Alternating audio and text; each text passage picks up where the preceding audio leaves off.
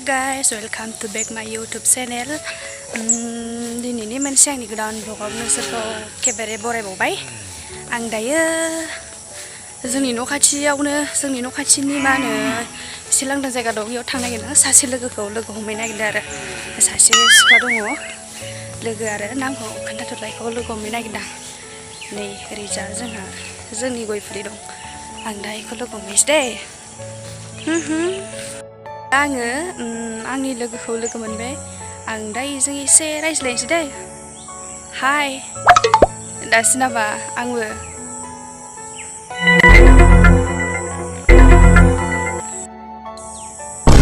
दासोनो गावखौनो नेयै नेयैनो बेसेबांबा गोबाव जाबाय आरो दासो फैनो रोङो। आं नेनोसो बालायलांबायमोन। आंहा एखे सासे लोगोखौ लोगो हमहैनो दंबावो। ए दहायनो सफैदों अब्ला ए दे सरि। आङो एसे खामानि मावदोंमोन नालाय बिमाखौ एसे हेल्प होदोंमोन। बिमायाबो बुरिबाय नालाय आंना सरि दे जाबाय दे। माथो ओंख्रि जाना फैया? जोंहानि ओंख्रिया मामोनथाय माबा आलुजों खान्थाल बेगरसोमोन। नोंसालाय?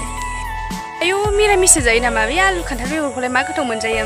जोंना बयलारजों आलु आरो अमा बेदरजों आलु आरो सबायजों लकेल दाउ के बुहुत गोथावखा। जोंहा इदि मिरामिस जाया सानफ्रामबो के बिराद गोथाव जा।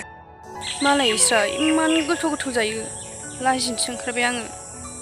थांफिनसैसो नामा आं इदि बुंजाबाथाय जि लाजिनो ओंखारो। थोद फाग्लि बेखौनो लाजियो नामा आं ओरैनो होननायालाय। जानायालाय इदिनो आरो मिरामिसबाबो गोथाव आखि दाउ बेदर अमा बेदरबाबो गोथाव आरो। जोंहा न'खराव आइया मिरामिससो जायोना ओंखायनो जोंहा सानफ्रामबो ना बेदरखौनो मोनजानो नागिरा। आखि इदिनो आइजों मिलायफानाय इदिनो मिरामिससो जाबाय थानाय जायो। मोनबा आंबो सानफ्रामबो ना बेदर जानो लुगैयो। ओमफ्राय आङो बे आइनि थाखायनो बिनोबो हाया आरो बेसे नायख्ल' जानो उनखांखांबो मोनो। बिदिनो जायो न'खराव मिरामिस थाबाथाय। ओमफ्राय बेबायदिनो रायलायबाय थानोसै नामा गसंनानैनो? जिरायनोसै दे। आयौ माथो अखा हाबाय। थ' नोंसिनावनो थांनोसै। रायलायफुनायाव माबा अखासो हाना होलायबायथ' आरो। फैदो जोंनाव थांसै फै। माथो नोंहा दाना माबा ब्लगारबो जाबायनो माथो नोंहा दा इउटुब चेनेल खुलिबायनो? नोंगौनो? आङो दाख्लै सोरबासो खिथादोंमोन र' इखौनो माबा सोंनो होननानै सोंनोनो मोनाखैमोन। खुलिबाय आरो खुलिनायालाय खुलिबायमोन। भिउसानो फैनो नागिरा साबसक्राइबफोरानो बाराया आरो आं इदि मोजां कन्टेन्टबो लाबोनो रोङाना। दासो एसे बारायहांदों र' एसे नाजालांनोसै। नोंबो खुलिबानो जादोना। बे लकडाउनावलाय माथो खालामबाय थानो? नोंबो खुलिनानै लादो दि।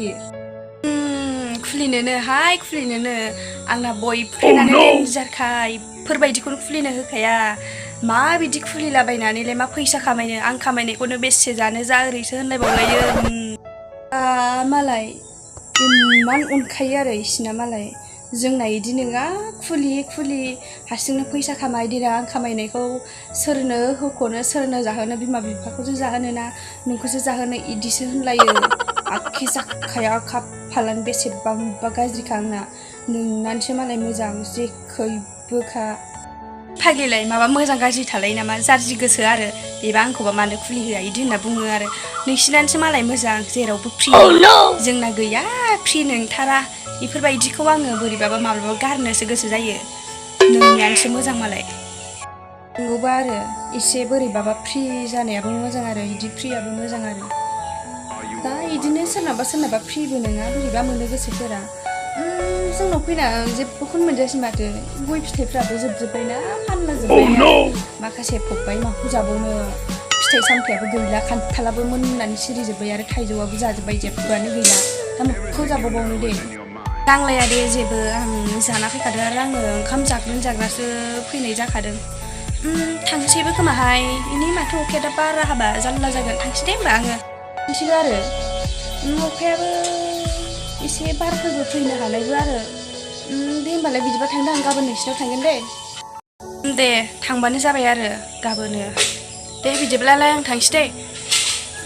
माब्लाबाफोर इदिनो एसे सम थांबाय था आरो गाबोन थांनो होननाया थांबाय। जागोन दे गाबोननो थांगोन आङो। आरो एसे खान्थालफोर दंबावो नामाथाय थाइसे हानना लांफागोन दे आङो। जागोन दे बिदिबा बाय बाय। हेल' गाइस, आङो नोंसोरजों ब्लग खालामनो सोलाबलायासै आरोना लोगो फैना होनानै।